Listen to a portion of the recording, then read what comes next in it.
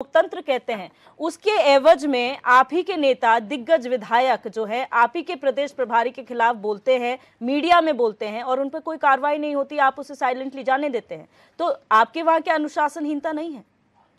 देखिए, पहली बात तो जो आपने कहा कि किसी भी तरह की कोई कार्यवाही नहीं है। अगर आप देखेंगे तो नव प्रभात जी हमारे यहाँ अनुशासन समिति के अध्यक्ष हैं और नव प्रभात जी के अध्यक्षता में जो है और हमारे जो हैं अन्य और भी जो लोग हैं, चाहे प्रभुलाल बोगना जी हों या उनके साथ और भी जो लोग हैं, वो अनुशासन समिति के सदस्यों के रूप में जो है कांग्रेस में कार्य देख रहे हैं। रही बात, आपने कहा कि आपके यहाँ अनुशासन पर कार्यवाही नहीं होती है या नोटिस ही नहीं होता है, तो आपने देखा होगा कि आपने जिस तरीके से प्रभारी जी के विषय पर बात करी, तो आपने देखा होगा कि हमारे यहाँ नेता को जो है कारण बताओ नोटिस भी जाता है और उनको जो है समय अनुसार बुलाकर उनसे जो है उस पर कारण बताओ नोटिस के साथ साथ उनसे उनका पक्ष भी जाना जाता है। पर यहाँ तो उल्टा हो गया कि आपने प्रभारी बदल दिए। ठीक है, वो अलग बात है, लेकिन आपने प्रभारी बदल दिया है, लेकिन नोटिस तो नहीं गया ना दिव्या जी।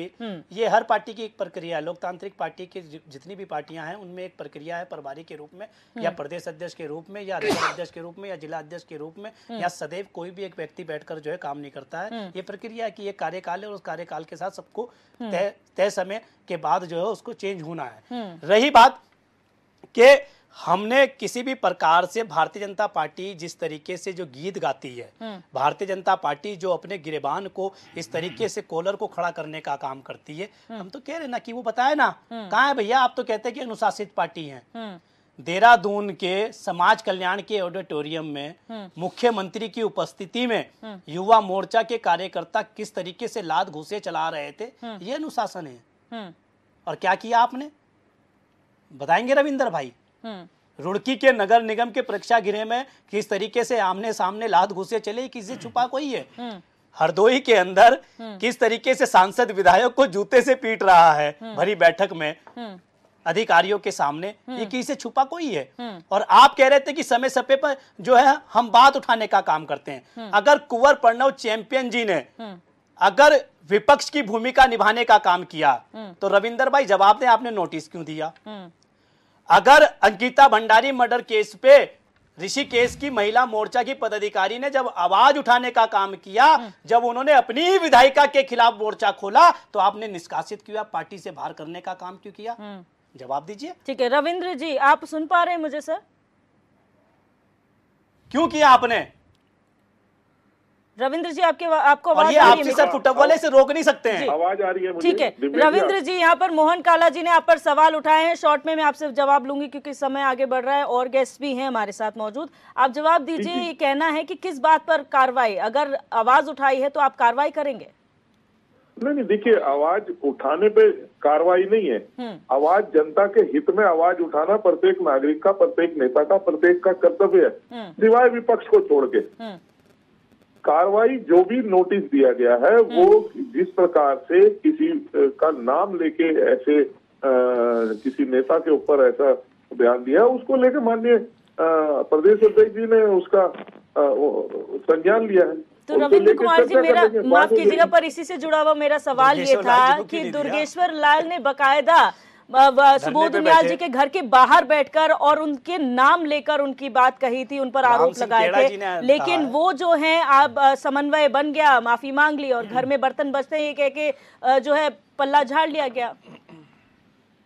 जी देखिए मैं फिर बार वही बात कह रहा हूँ कि देखिए, दुर्गेश्वर पाल जी का और माननीय सुबोध उनियाल जी का जो मसला था वो लेके अपने विकास कार्यों के लिए था।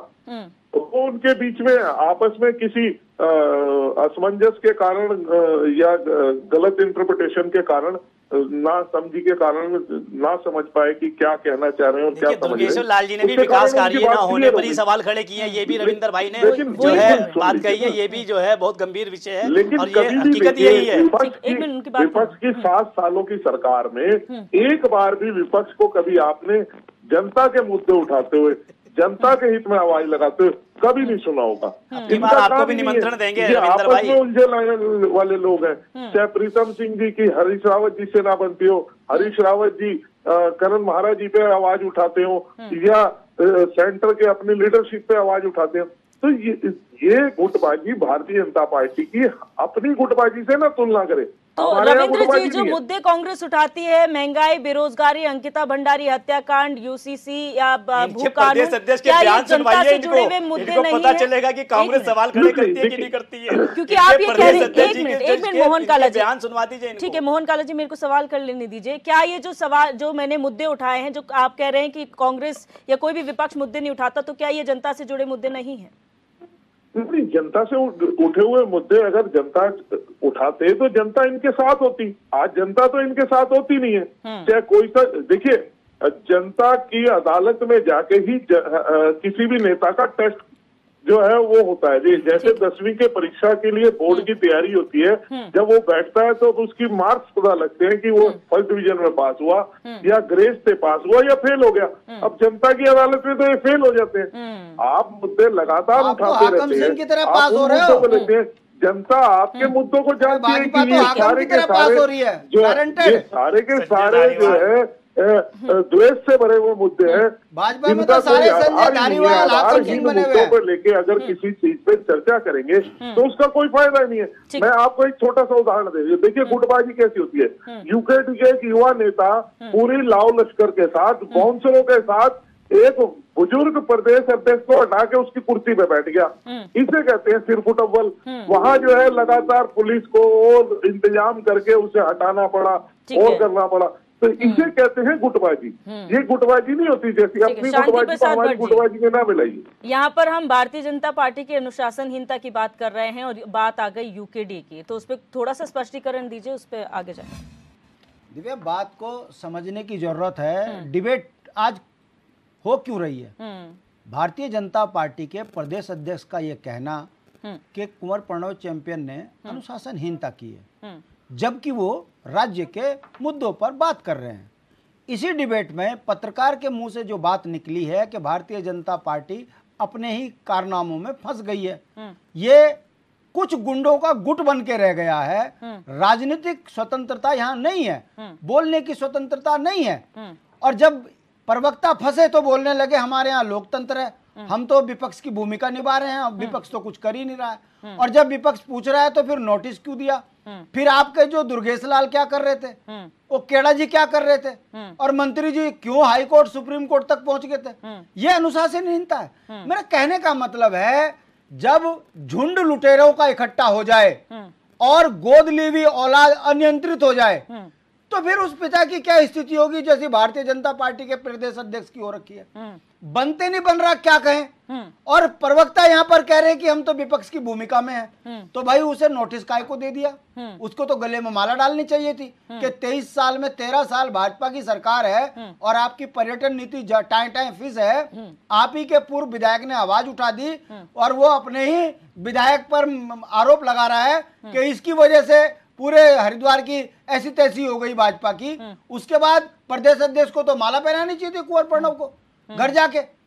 इनके राज्यपाल एक निर्दलीय की गोद में तो जाके बैठ रहे, मगर कुंवर प्रणव के जेब में जाके, उनके घर में जाके नहीं बैठ रहे। तो भाई इनके घर के जो सिर फुटअव्वल है उसकी सार्थकता अब बाहर निकल कर आ रही है। ये हम थोड़ी ना कह रहे। अब आपसे जवाब नहीं बन रहा तो आप लगे कांग्रेस पे, लगे यूकेडी पे बोलने।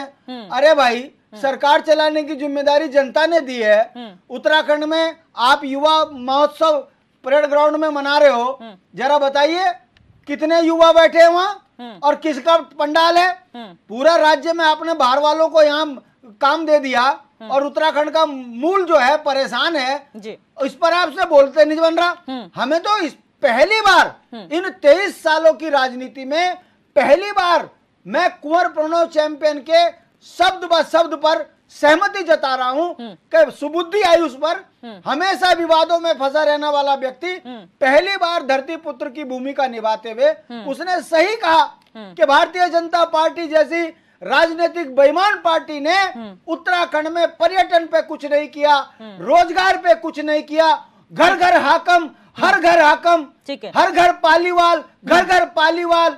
ये जो नीति भाजपा की है उससे त्रस्त होकर उस व्यक्ति की जिह्वा में सरस्वती बैठ गई और सरस्वती बैठ गई तो उसने कह दिया कि उत्तराखंड को बर्बाद करने वाली भाजपा है, मैं चुप नहीं रहूंगा। अब भाजपा इस पर जवाब देने की बजाय, उनको माला पहनाने की बजाय नोटिस दे रही है। और उसके बाद प्रवक्ता कह रहा है कि हमारे यहाँ विपक्ष है। ठीक है, तो मैं पूछना चाहता हूँ फिर दुर्गेश केड़ा ये क्या है? सुभाष झा जी, ये बात भाजपा के मुंह से अच्छी नहीं लगती। इनकी राजनीतिक बेईमानी, इनके द्वारा किए हुए भ्रष्टाचार और घोटाले अब इनके लिए भारी पड़ रहे हैं। और जब गले में भारी पड़ गए तो भाजपा के प्रवक्ता लगे श्री राम, इससे नहीं चलेगा काम। ठीक है, आपको बहुत बड़ी चुनौती उत्तराखंड की जनता देने वाली है। सुभाष झा जी, यहाँ पर हमने कहते हुए सुना था कुंवर प्रणव सिंह चैंपियन को, क्योंकि मंगलौर की सीट खाली हुई जब निधन हुआ वहाँ के विधायक का, और उसके बाद कुंवर प्रणव सिंह चैंपियन कह रहे हैं कि क्योंकि मुस्लिम आबादी ज़्यादा है इसलिए हम मुस्लिमों का जो है हित करके दिखाएंगे, उनको अपने पाले में लाकर दिखाएंगे। वो सोच रहे हैं चुनाव लड़ने का, लेकिन नोटिस भेज दिया गया। अब क्या लगता है क्या होगा? क्या एक बार फिर पार्टी से निष्कासित होंगे या चुनाव लड़ने का जो सपना है वो पूरा होगा? देखिए, अभी इलेक्शन के समय भाजपा नहीं चाहेगी किसी को पार्टी से निकालना। कुंवर चैंपियन की अपनी विसात है अपने विधानसभा में, और कुंवर चैंपियन किसी गॉडफादर के थ्रू नेता नहीं बने हैं। उनकी अपनी कुवत है, अपनी दबंगई है, और अपने हिसाब से वो राजनीति करते हैं, इसमें भी कहीं दो राय नहीं है। और भाजपा नहीं चाहेगी कि इस समय कुंवर चैंपियन को नाराज करे। हाँ, ये लोगों को दिखाने के लिए, अनुशासनहीनता दिखाने के लिए नोटिस जरूर हुआ है, लेकिन इस मामले की भी लिपापोती देखिएगा आगे चल करके ऐसे ही होगी जैसे दुर्गेश लाल जी में हुआ कि उन्होंने धरने दिए, सब कुछ दिया, और अंत में बयान छपा कि ये मेरे पिता तुल्य हैं, सुबोध उनियाल जी। तो सवाल उठता है कि ये राजनीति है और ये राजनीति होगा। एक बात। दूसरी बात ये रही कि आखिर इतने दिनों से जो वैक्यूम क्रिएट हुआ है भाजपा में, बहुत सारे लोग हैं जो घुटन महसूस कर रहे हैं, उसमें से कोई बोल दे रहा है। बात इतनी सी है, सबको लग रहा है कि अब लोकसभा का इलेक्शन भी आ गया, उनकी मुरादें पूरी नहीं हो रही हैं। वहाँ जो चीजें थी, अभी इन लोगों ने कहा, तो मैं प्रसंगवश ये बात बोल रहा हूँ कि अभी जो सुबोध उनियाल और दुर्गेश लाल जी वाला जो मामला था, दुर्गेश लाल जी लकड़ी के बड़े व्यापारी हुआ करते थे, जैसा कि लोग बताते हैं, और सुबोध उनियाल जी संजोग से बन के मंत्री हैं। अब आप समझ सकते हैं इस कॉकटेल में नाराजगी कहाँ हो रही होगी। क्योंकि उन्हें पता है कि सखुआ की कौन सी बोटा कितने का आता है, कितने का सीएफटी आता है, कहाँ कटेगा, कहाँ कौन से पेड़ हैं, ये सारा हिसाब दुर्गेश लाल जी को उधर पता होगा। सुबोध लाल जी अपने हिसाब से काम कर रहे होंगे। ये सारी नाराजगी वहां थी। ठीक, मूल बात जो चर्चे में है। एक बात, अब आते हैं आपके मुद्दे पर। आपने जो कहा वो राजनीति अपने हिसाब से होगी, नो डाउट कि अभी ये इसमें भी कुछ होने नहीं जा रहा है, वो मैं सवाल का सीधा जवाब दे रहा हूँ। सीधी बात ये है कि अभी भाजपा नहीं चाहेगी कि हमारा कोई भी नेता, खास करके वो नेता जो कदावर नेता है या बोलने में थोड़ा दबंगई दिखाता है या बोलने में थोड़ा मुखर है, भाजपा उससे नाराज करने की गलती मुझे नहीं लगता कि इलेक्शन के समय करेगी। अच्छा सुभाष झा जी, एक छोटी सी चीज समझना चाहेंगे, जब हमने राजनीति पहले होती थी तो उसमें पार्टी फोरम पर बोलने का मौका दिया जाता था, मीडिया में आकर इतना मुखर नहीं हुआ जाता था पार्टी के खिलाफ, तो कोई छोटी मोटी कोई घटना हो भी गई तो अनुशासन के नाम पर उस पर कार्रवाई होती थी। लेकिन आज जो राजनीतिक दलों में हो रहा है, आए दिन अपने पार्टी फोरम पर ना बोलकर बाहर बोलना और एक तरीके से प्रतिष्ठा को ठेस पहुंचाना, फिर कार्रवाइयां होती है। किस ओर जा रही है राजनीति, चाहे संगठन की राजनीति हो या प्रदेश? ये सीधा सीधा व्यक्तिवादी राजनीति है, और भाजपा भी व्यक्तिवादी राजनीति के जाल में फंस चुकी है।